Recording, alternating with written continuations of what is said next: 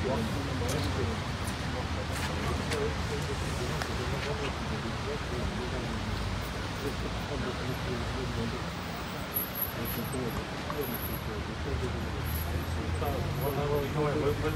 algan yok. Günü olsa da para veriyor. Bilesizler var, internet okudasın var. Bayağı çegara meselesi boyunca 2019 yılı kozulgan iş var ekan. Ошол iş boyunca biz tergөө амалдарын жүргүзүп атабыз. Адахан Тинсанбаевден башка дагы ал делегацияда 20дай киши болгон. Биздин мамлекетте. Анын баары суралып атат. Тинсанбаевден башка. Суралып атат, баары суралып атат. Баары суралат. Мына азыр Исак Аксаматович айтып атат. Мен дагы күбө катарында сурагылар. Өз калоом менен катчыкан жокпу, бирок депутат. Тергөөнү тактап, убактысын тактап, сизди чыгарабыз. Юристтен түшүндүрүп беребиз. Чыгарабыз. Жокко чыккан Бул жерде башка бир маселе жок. Ойлогуңар, маселе жок. Элди да ойлогуңар. Анан депутатка жокко тартыштын өзү жол жабаса. Башка маселе жок. Эмегечи? Бул бийликке, мисалы үчүн мени тартышмын. Мен бийликтен, бул бийликтен корком, например. Эмне кимден корком? Эме Калмаматовду ойлоп коркомун, Али Токтакуновду ойлоп корком. Бардык бул бет карап чыккан элден эле ошо кармап саясат отургузуп атат. Негизичи? Ошо ойлогула. Туурабы? Провокационный сөзгө жооп бербей эле кой. Ойлогула, өзүңөр сакталгыла. Биз башкенттер ыраазыбыз да, атайла башкенттер. Ошо мен да атай сизге түшүндүргөн чыктым, айткан чыктым эже. Бизди анклавдан алып чыккан ошо киши бар. Аны баарын тактайбыз, тергөө териштирет. Мен силерге азыр эми ачык бар ине жибин айтып бере албайм. Тергөөнүн сыры бар. Мындан башка да 20дай киши бар. Баары сурайбыз. Кишини эле алып барып тыгып атат да, негизичи. Ошентип саксыз бир нерсени көрөт, өздөрү көрөт акыры. Токтон албай калды булар. Өздөрү көрөт акыры. Баягы жаңы чыкканда мен Садыр Жапаров деген колтуктун жүнүсү азыр мына Өздөрү май басып. Эже, кылмыш иши 2019 козголгон. Биздин прокуратурага тергөө жаңы келди декабрда. Биз эми иштеп баштадык. Мурда кандай болгон, эмне болгон, аны мен жооп бере албайм. 2019 болсо декабрда тапшырса, аман болуңуздар. Элдер менен азыр Тамаша жок. Тергөө амалдары болот. мыйзам чегинде болсо азыр биз бүтөбүз, аны чыгат азыр Адахан Тинсанбаев туурабы? Биз бүтөбүз. Жакшы адамдар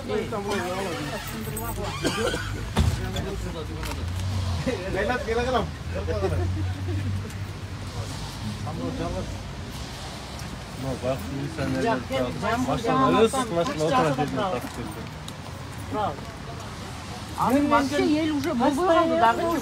Ар бир мектепке барып көрдүм мен.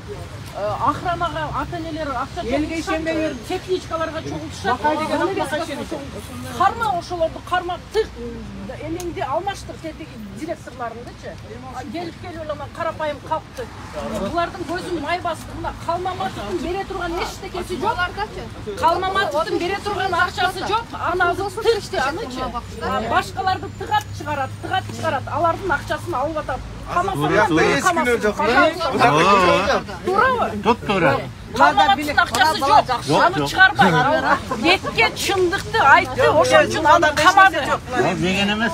Анда кегиле Калмаматовдун керт башы үчүн ар бир кыргыз жараны акча чогулталы дагы Калмаматовду кузуп берели ошо Ташиев менен эме Садыр Жапаровка. Чөнтөгүнө же, оозуна же, каягына кусасыздар. Бой жагына кузабыз. Оозуна кускан жакшы го, оозуна. Жок, аныс деле оозунда ошондой. Кенен кесир жутуп ала калат.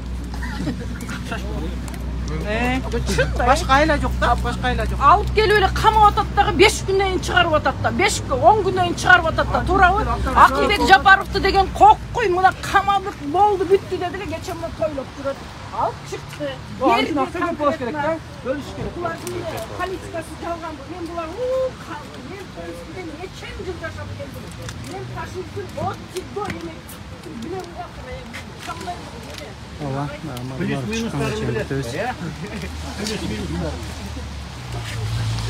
Эң эле ушул жерде күчтүү активист, Бүтүн Кыргызстан саясий партиясынын күчтүү активисти Кылыч Шанаев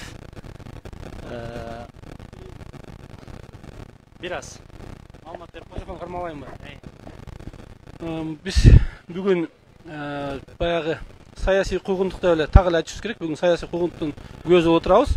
Азыр бүгүнкү бийлик эмнеден коркот?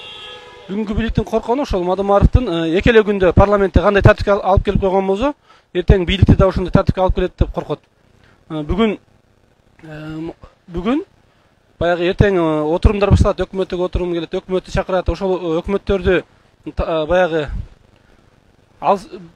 сабатсыз деп айтайлы, сабатсыз өкмөттүн мүчөлөрүн Мадымаров кандай эмне кылышын өзүңүздөр жакшы билесиздер. Ошон үчүн ошодон коркуп бүгүн эптеп Мадымаровдун жагын жаап ошол камап койсо, ошол туура вариант болгон болуп турат да.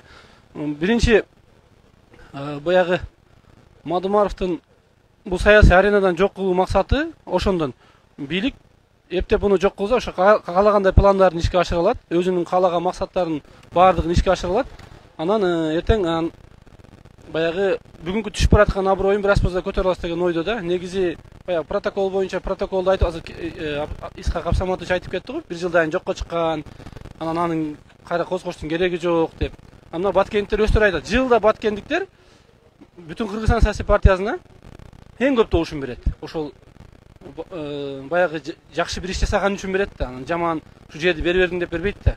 Ал жерде эмне туура чечилгенин демек ошо баткен эл билет. Ошон үчүн айтып атпайбы, бардыгы чыгып интервью алганда да айтып атпайбы. Биз ушинтип кыйналып өтөт элек. Биз керек болсо тажиктердин эмне деп айтканына макул болуп өтөт элек. Азыр бүгүн жыргап өтөбүз. Эч кандай тоскоолдук жок.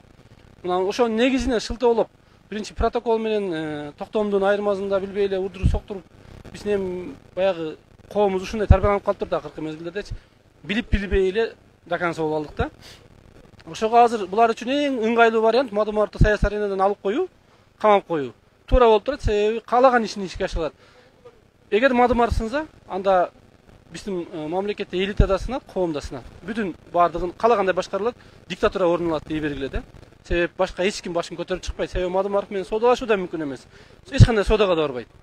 Анан эртең анан кийин көрөбүз бунун баардыгын. Азыр каалаган ишин ишке ашырышы мүмкүн. Эртең жетим тоону сатуу маселеси болушу мүмкүн. Кассовый аппараттарды киргизүү, налог салат. Азыр 8 миллиондон 8% налог алабыз десе, эртең биз өзүбүз турабыз да 10% кыла бериңиздер, тура эле болот депчи. Ушуга баратабыз да. Мындай жол менен билбейм бийлик канчага чейин барат.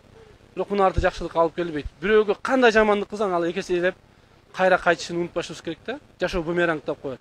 Ошондой саясий буйртма менен мисалы үчүн Бакыт Калмаматов отурат, Тилекмат Куренов отурат, Жеңиш Молдокматов отурат. Мына ушулар деле эмне үчүн бүт бардыгы ушу мыйзамсыз болуп аткан иштерди айтып чыккандыгы үчүн камалып отурат да. Алар мамлекеттин бир тыйын акчасын уулаган эмес балдар. Бүт люстрация кылабыз дедик. Люстрацияга да ошо жаштарды алып келишкеле. Кай эскилердин баарын алып келип албай. Бүт чыкты.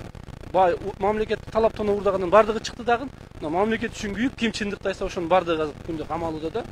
Мен ойлойм муну арты жакшылык менен бүтпөйт. Эзине келсе жакшы болот эле. Мындай акылга калчак мыйзамдын негизинде иш алып барат. Биз түшүнүк менен мамлекет башкарып көпкө барбайбыз да. Дагы бир суроо да. Азыр ичинен бир сотрудник чыгып, жанакында айтпадыбы? 2019-жылы бизге бул жак арыз түшкөн. Бирок 2019-жылы арыз түшкөн, ошол боюнча турган. Кече декабрда ошону биз алдырдык депчи. Эми азыр булар деле туура түшүнүш керек да. Негизгиси шамал каяктан болуп атканын биринчи эле аныктап алсак ошол түшүнүктүү да. Булар эми кимдер? Баш ийет, айткан дегенде жасайт да. Булар туура түшүнүш керек, баягы саясий буйрукту аткара турган адамдар. Болду. Саясий буйртма деп так гана кез айтып коюш керек болду. Себеби өзүң көрдүң да, ушу 2 күндүн ичинде парламентти кандай чарчатып койду, кандай мындай тартипке келтирип койду. Эртең, значит, өкмөттү да тартипке келтирет бардыгын. Айтып атпайбы, буларда эки эле вариант бар. Бир варианты Мадымаровду саясий аренадан жок кылып камоо, экинчи варианты бунун айткан чындыгына, бунун айткан сөздөрүнө мыйзамга келип мамлекет ошондой башкаруу. Эми өзүң талдап көр. Кайсы вариантына макул болот буларга? Эгер буну айткан вариантына көнсө, анда булардын түшүп бараткан аброю до конца түшүп жок болот. Ошон үчүн буну алып койгон туура болот да булар үчүн. Жанагы сен айтып атпайсыңбы, саясий үстүнөн буйрук келип депчи.